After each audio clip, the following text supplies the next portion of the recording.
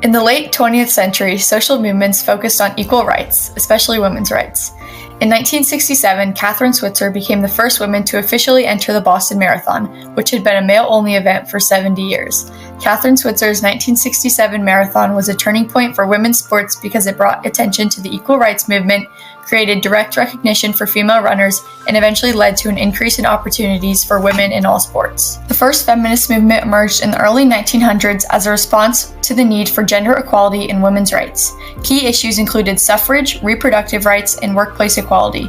Notable figures such as Susan B. Anthony, Elizabeth Cady Stanton, and Alice Paul led the movement through advocacy campaigns, protests, and rallies. Despite facing opposition, the movement laid the groundwork for progress in women's rights. Women played a vital role during World War II, taking on various jobs such as nurses, pilots, and code breakers. With men fighting, women stepped up to fill the void, creating more job opportunities that persisted even after the war ended. The second women's rights movement, also known as the second wave of feminism, was a social movement that took place in the United States during the 1960s and 70s.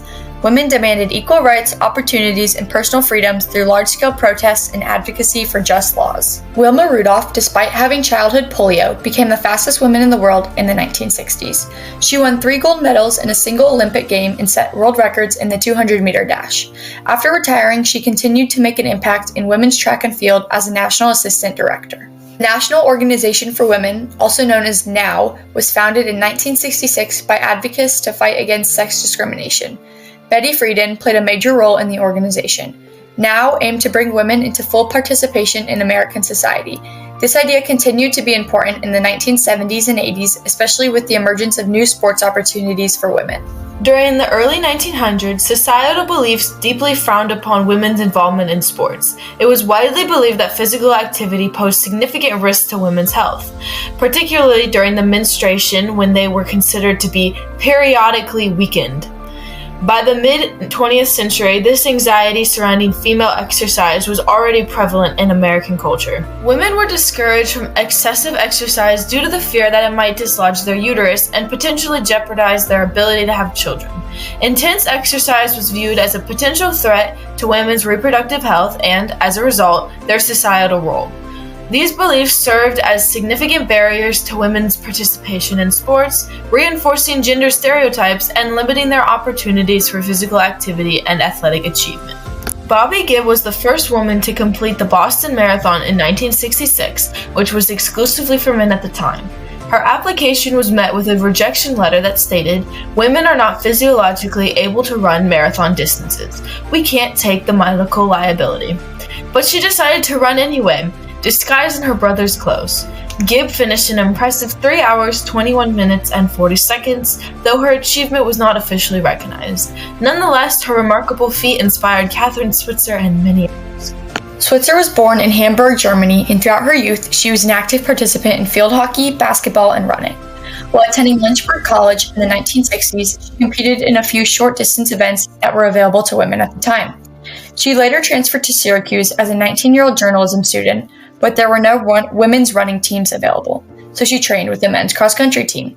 During this time, Switzer became inspired to run the Boston Marathon after hearing her coach, Arnie Briggs, who had run 15 previous marathons, retell his experiences. Briggs initially opposed the idea, believing that women were too fragile to run such a distance, but Switzer persisted. Briggs then advised against Switzer running without registering, as she could face serious consequences with the Amateur Athletic Union. There was no rule in the marathon about gender, which further motivated Switzer to pursue her goal. Kathrine Switzer registered for the Boston Marathon as KV Switzer, and the officials thought she was male. Despite harsh weather, she proudly wore bib number 261 and ran. When other runners would come by, they would say, "Oh, it's a girl!" And they were so excited. And Arnie was saying, "Yep, I've trained her." However, around mile 4, the press truck following the runners noticed Kathrine's gender and slowed down to take photos. On this truck was the race directors. One of them was a feisty character by the name of Jock Semple. He just stopped the bus, jumped off, and ran after me. Suddenly I turned and he just grabbed me and screamed at me, "Get the hell out of my race and give me those numbers." And then he started clawing at me, trying to rip my numbers off. And I was so surprised. And he had the fiercest face of any guy I'd ever seen, and out of control, really. I was terrified. And all of a sudden, my boyfriend, Big Tom, gave Jock the most incredible crossbody block and sent Jock flying. And all of this happened in front of the press truck. As Simple attacked her, the press trucks caught the action and created a stirring image. She was determined to finish the marathon no matter what. I said, I'm going to finish this race on my hands and my knees if I have to, because nobody believes that I can do this. And suddenly I realized, if I don't finish this race, then everybody's going to believe women can't do it and that they don't deserve to be here and that they're incapable. I've got to finish this race. As the group drove back to their college, they stopped along the New York State Thruway. There, they saw a newspaper with their photos on it.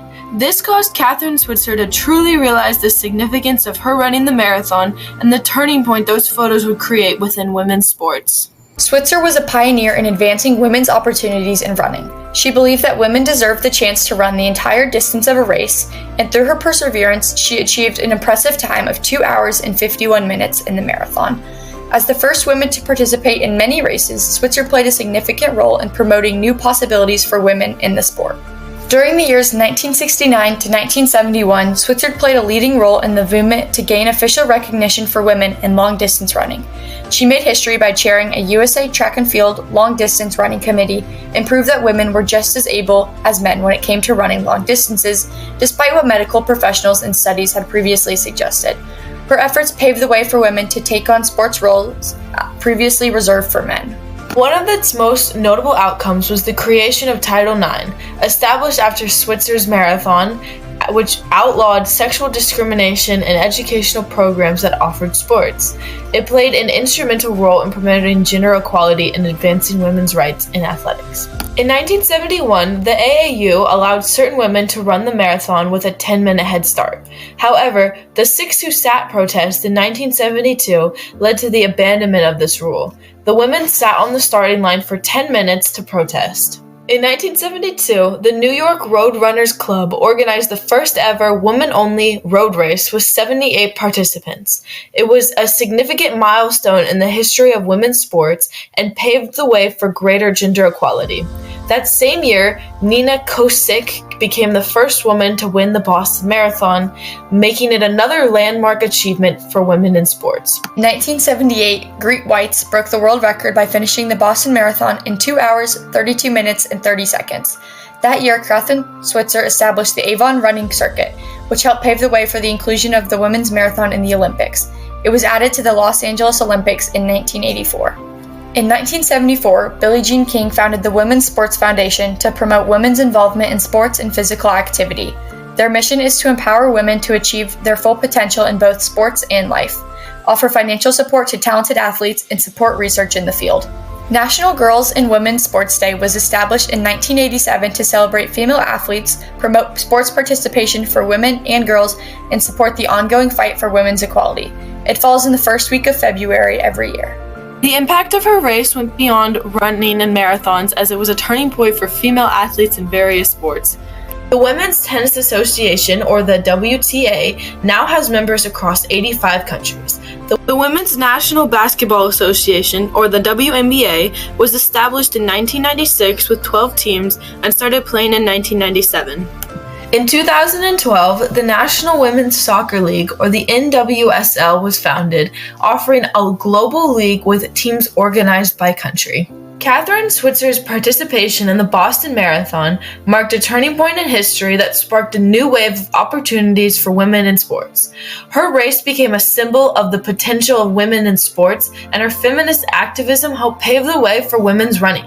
Additionally, she played a pivotal role in establishing a platform for women in the Olympic marathon and in her running club. Switzer's efforts also contributed to the creation of Title IX. The impact of her work can be seen through the increasing number of women participating in sports that were previously male-dominated.